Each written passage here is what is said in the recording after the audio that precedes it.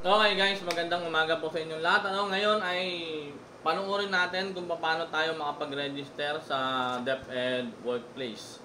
So ano ba yung workplace na yon? Ito yung bagong project ng Department of Education na kung saan lahat ng DepEd personnel ay dapat magkaroon ng workplace account. So kung titingnan ninyo, andi dito lang siya. So workplace dot facebook.com. So ito 'yon. Yan. Workplace. Actually guys, si workplace is si Facebook din ang may-ari niyan. So dito tayo magre-register. Kasama nga pala natin ngayon guys si Sir Adrian, ang siya sa pinaka-pogi naming dito sa supply, Bustamante. Kasi meron na akong sariling account sa workplace. So hindi ko na matuturo sa inyo guys kung paano tayo mag-register. Si Sir hindi pa raw siya naka-register kaya yun, sinama ko siya rito. Bigla ko siyang iniharap sa inyo. Pero sabi ko sa kanya, Sir, malabo naman yung camera natin, yung kapugian mo. Hindi ganong mabdi-discover yan, di ba, Sir? So yun nga guys. So, number 1 requirements ng workplace is DepEd email. So, kailangan mag-email ka ng deped.gov.ph. Kung wala ka nun, hindi ka po pwedeng mag-register dito. So, anong gagawin mo? Siyempre, Sir Adrian, itatype mo yung address, yung email mo dito. Kailangan, sabi ko nga, deped.gov.ph. Sige, Sir. Go! Adrian. Bustamante, Sir. Bustamante. Bakit may G talaga yun, Sir? Middle initial. Yan. Huwag mo lang ilagay, Sir. Guys, sa email natin, first name lang, saka last name nyo. Bustamante at DepEd Opo, Sir. gov.ph. Yan. Then, Sir, pagkatapos yan, Sir, kailangan mong i-click yung continue. Opo. Yan. Yan, Sir. Guys, bibigyan tayo ng activation code. Ibig sabihin, ibabalidate lang ni workplace na ikaw ba talaga si Adrian Bustamante o yung nagre-request ng workplace account. So, kailangan alam mo ang password ng deped.gov.ph mo. Kung hindi mo siya alam, makipag-coordinate ka lang sa iyong ICT coordinator. Tapos si ICT coordinator mo, i-record niya yan, guys. Then, ipapadala niya yan sa division office. I-costro niya yan sa information technology officer. In which dito sa Olongapo City, ako po yon. Ako po yung may hawak doon. So, kung sakaling nakalimutan ni Sir Adrian, ang password niya, pwede po naming i-reset. So, yun po So, kailangan, Sir, o-open mo yung Gmail mo. Yung Gmail? Opo, Sir. So, pupunta tayo dito, Sir. Sa Gmail tayo, Sir. Ito-type natin gmail.com. So, kailangan mo, Sir, magla-login ka ngayon dito. Gamit yung account mo kanina.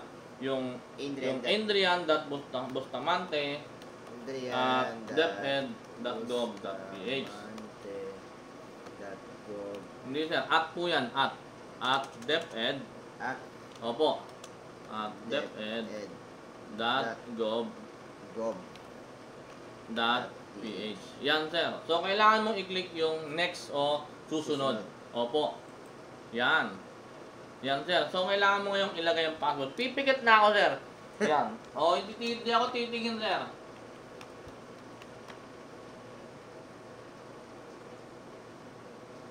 Hindi ako tumitingin, Sir, Okay, Sir. Then, next. Yan. So, guys, upon opening your email, so makikita mo siya, Sir. Ito yung niya sa'yo. Ito. Opo, Sir. Ito yung kailangan natin dyan. Yung verification code. So, 235385. O kaya, Sir, pipindutin na lang natin yung activate account. So, hindi na tayo babalik dito. Pwede na po tayong dumiretso dito. Pero pwede rin natin ita-type to. 2353858. So, 235 yun. 385. 385. Then, i-verify po yan. Umiikot-ikot po yan. Hintayin lang po natin. Yun, no?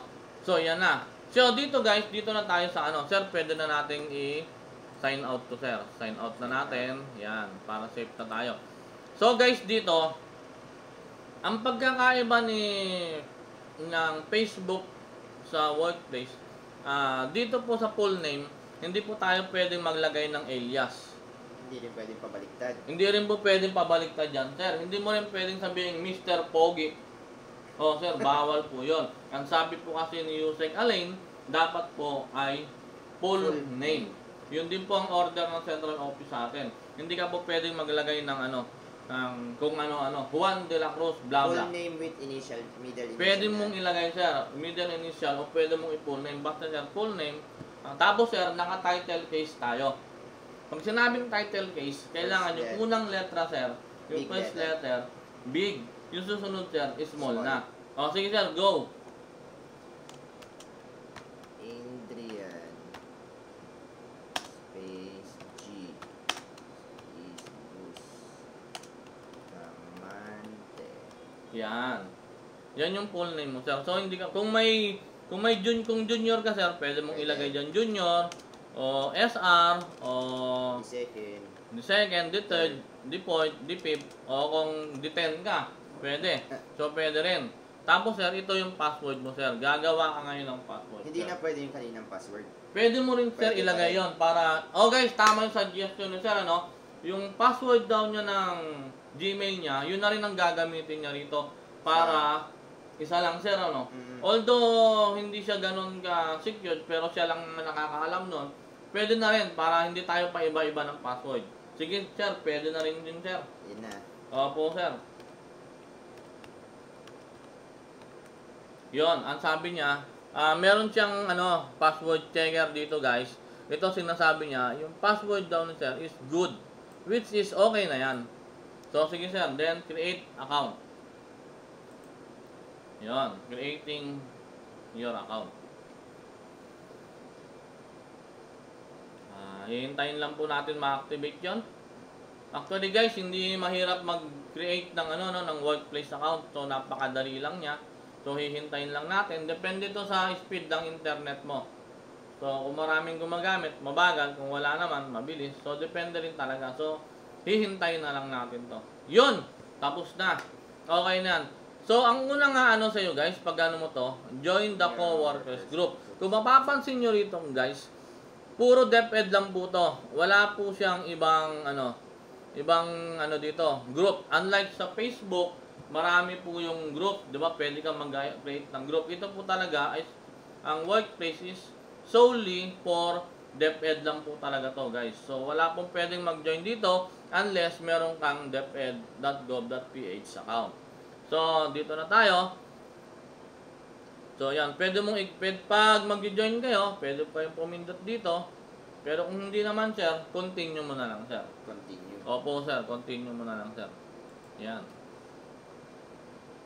After clicking continue, ito na yung, guys, ito na yung harap sa inyo. Active ka na, sir. Ito sinasabi, active ka na daw. Adrian G. Bustamante, active ka na. Yan, walang pasok. Ito na yung trending post, pero dito rin. Tapos, merong mga groups dito, sir.